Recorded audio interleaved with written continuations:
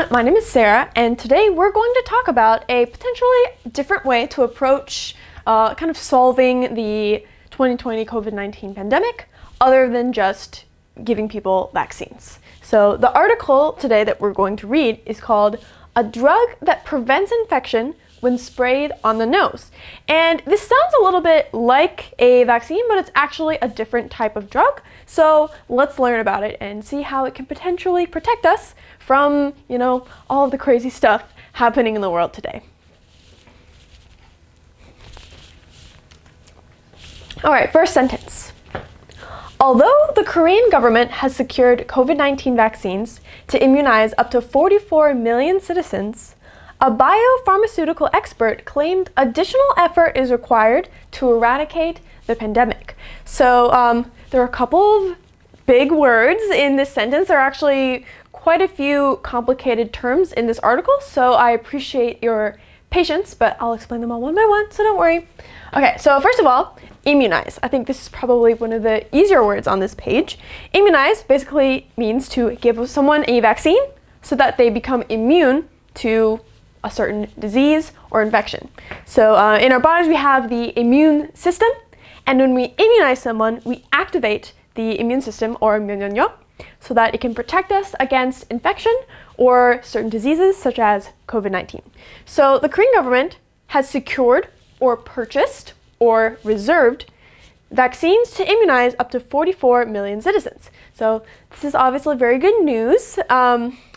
However, I believe that the vaccines actually aren't going to be available to the citizens until sometime next year. So although this is really, really good news, we should not get too excited too quickly.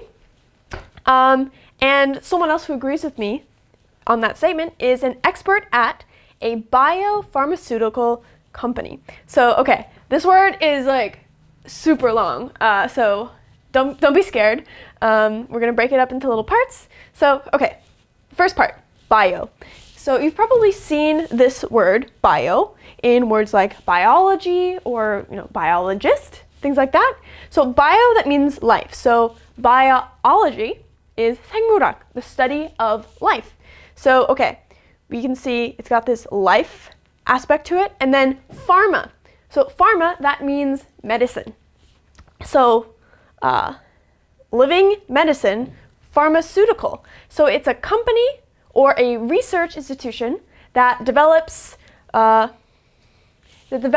medicine and does research on biopharmacy, if that makes sense. So a sort of company that it studies diseases and microorganisms and comes up with potential treatment mechanisms or ways to prevent people from getting this disease. And so an expert that works at this biopharmaceutical company, he says that in addition to immunizing 44 million people and reserving these vaccines, there are also other things that we have to do in order to eradicate the pandemic. So to eradicate means to completely get rid of, 없애다. So even though the Korean government has enough vaccines for 44 million people, not right this second, but they will later because they reserve them, biopharmaceutical experts, so people who study medicine, diseases, this sort of thing, they say that we have to do something else to eradicate the pandemic. What could that be?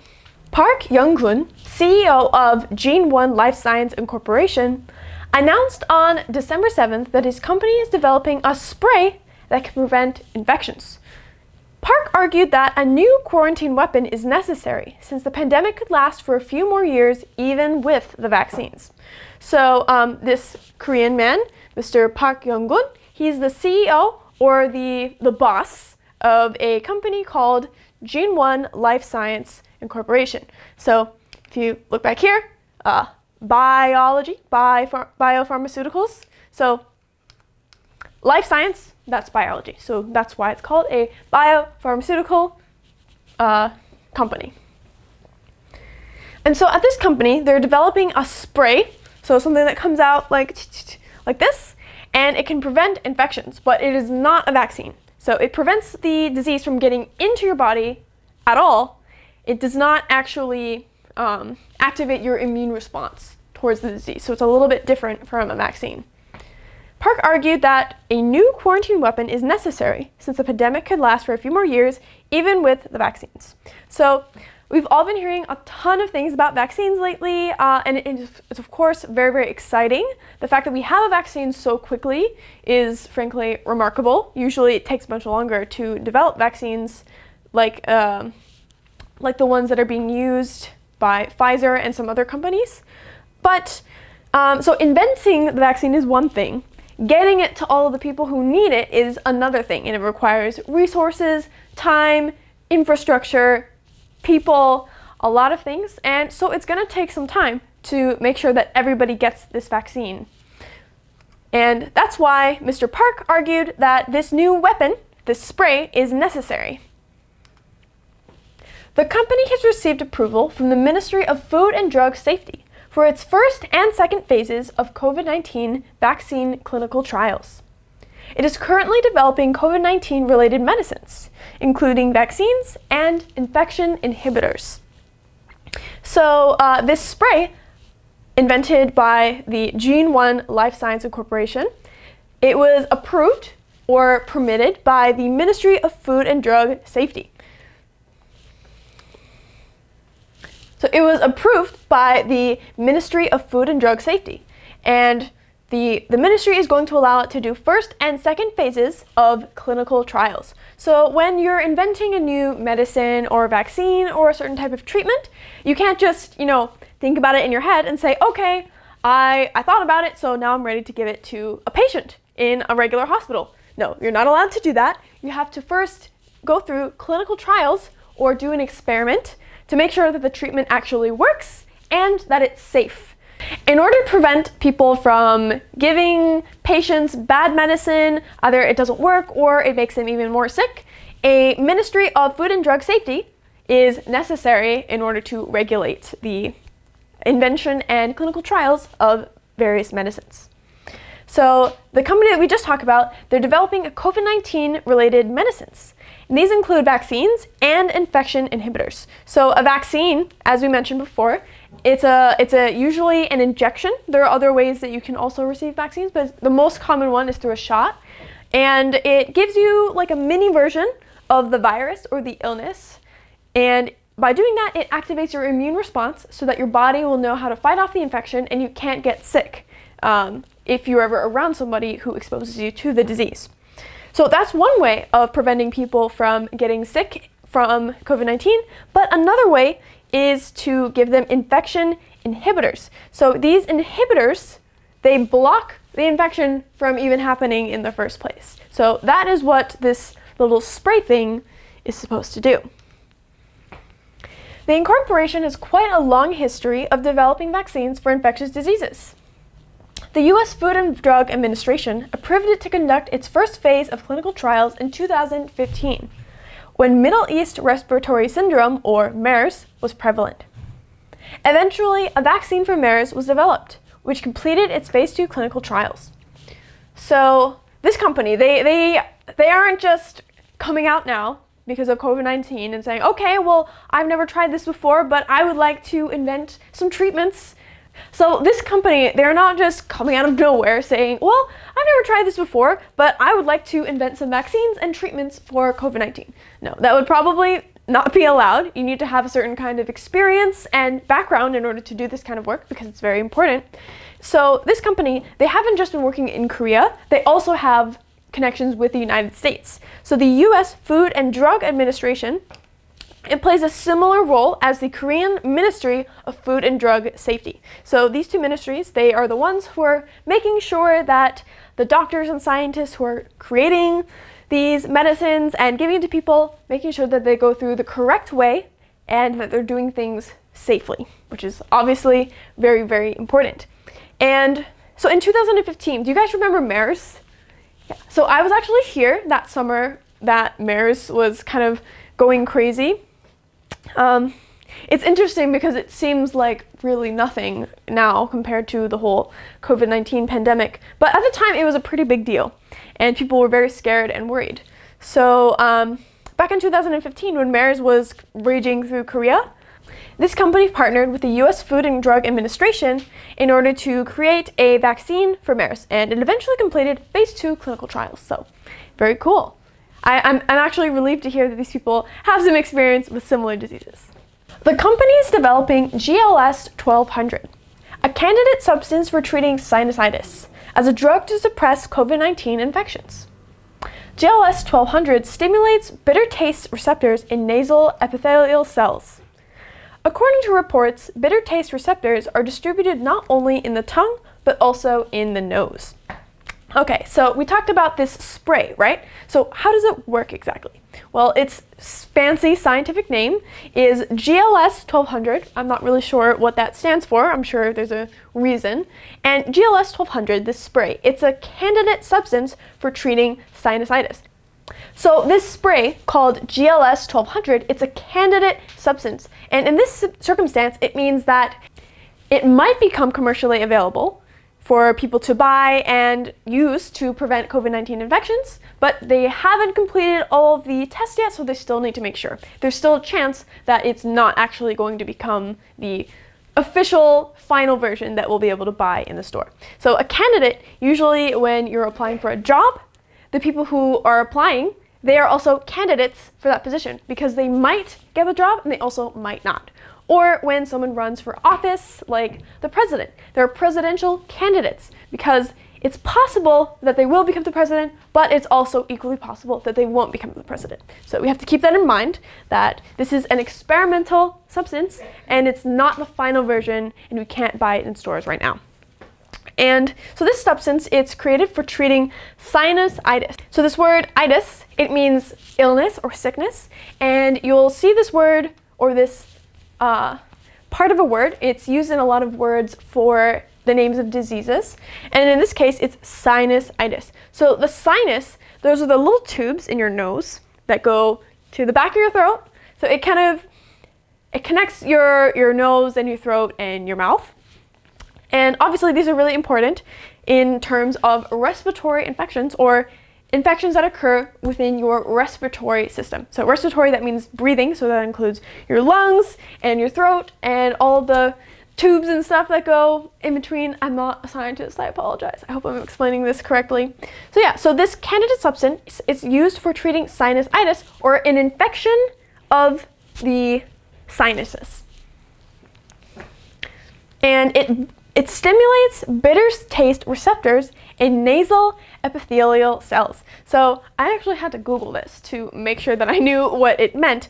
But basically there are 4 different types of cells in our body. There's, I believe, muscle tissue, bone, etc. And then there is epithelial cells. So epithelial cells, those are the types of cells that they cover the surface of the body, so that includes our skin and also the cells inside of our nose and perhaps coating our organs, etc. So when it stimulates the bitter taste receptors on these cells, so these are the cells that are in your nose, and you can so if you spray something in your nose or if you smell something really spicy, for instance, sometimes you can feel a burning sensation in your nose, right? So this spray, it stimulates the receptors or the little sensors inside of your nose that can taste or smell the bitter taste. So it stimulates these cells, and it kind of feels like there's something bitter either in your mouth or in your nose. So why would they do this? I'm curious. So according to reports, these bitter taste receptors are distributed not only in the tongue, but also in the nose. So when we eat food, we can taste it on our tongue, but then also our sense of smell is very important to our experience of food. And that's why when you see people eating something that they don't really like the taste of, sometimes they'll hold their nose because it actually prevents them from tasting it as much. By stimulating the receptor, nitrogen oxides can be produced. Park explained, nitrogen oxide is effective in suppressing the cloning and infection of coronavirus influenza viruses. So usually when people catch or become infected with COVID-19, it goes into their body either through their mouth or through their nose. So one way of preventing the disease from actually entering the body and making you ill is to stimulate these receptors, which create nitrogen oxides or a chemical reaction. And so this nitrogen oxide, it is effective in suppressing the cloning and infection of coronavirus influenza viruses. Okay, so why does it suppress the cloning mechanism specifically? Well, when you are infected with COVID-19 or a lot of other diseases, typically it's a few or even one little viral particle that will enter your body and latch on, I guess, in this case, to your lungs or other parts of your body, and then it begins to clone or reproduce, or, it goes from 1 to 2 to 4 to 8 to 16 to 32 to 64, and then before you know it, you have a really bad infection on your hands. And so this nitrogen oxide, it prevents this from happening. So even if one little viral particle enters your body, it makes it so it can't reproduce and spread throughout the rest of your body. Despite Park's effort, skeptics say the public should carefully wait until its efficacy is proved, as several entrepreneurs advertise their products to raise their stock price. So this doctor, Dr. Park, he explained why this sort of medicine is necessary. He explained how it works, but some people, they're not really so sure. They're skeptical or they have doubts. And so these people who have the doubts or skepticism, we call them skeptics. And so why is that? They say that we should wait until the efficacy of this treatment is proven. So we want to see if it actually works in preventing COVID-19 infections, because it would be a really bad situation if everyone buys this treatment and then, sprays it in their nose and they think, okay, I'm fine. I don't have to wear a mask. I don't have to stay at home. I can just do whatever I want. And if it doesn't actually work, then a lot more people are actually going to get infected, which obviously would be a really bad situation. So that's a potential problem. But then there's also a secondary problem, which is that several entrepreneurs or people who sell things, businessmen or people who invent things, they're advertising their products to raise their stock price. So right now, everyone wants to kind of get in on the treatment for COVID-19 because obviously a lot of people need it, and vaccines, they're very expensive and there's a limited number of them. So there's a lot of competition for getting certain types of treatments and vaccines for COVID-19. So there's more demand than there is supply. So if you want to make money, if you say, hey, I've got this treatment and it'll totally work to prevent COVID-19, you don't even have to ask, just believe me, it totally works. This would be potentially kind of a bad situation because perhaps that person only wants to make money and actually their treatment, so-called, doesn't actually work. So we have to be really, really careful when we're evaluating these sorts of situations. So these entrepreneurs, they just want to advertise their products in order to raise their stock price. So stock in Korean, that's 주식. So basically, when these entrepreneurs, they say, oh, I have the vaccine for COVID-19, or oh, I have this miracle drug that will definitely work in preventing you from getting sick, then everyone wants to buy it. And then their stock price will go up because people think, oh wow, this company is going to sell a lot of things and make a lot of money, so I want to buy their stock so that later I can make money off of their stock. So it's been a crazy year and people are doing all kinds of crazy things. So moral of the story is we have to be careful and make sure that we're judging wisely. All right, well, that is all for today's video. I hope that you guys enjoyed this lesson. It was a little bit more of a tricky article than usual, so thank you very much for staying to the end, and I'll see you again next week. All right, bye.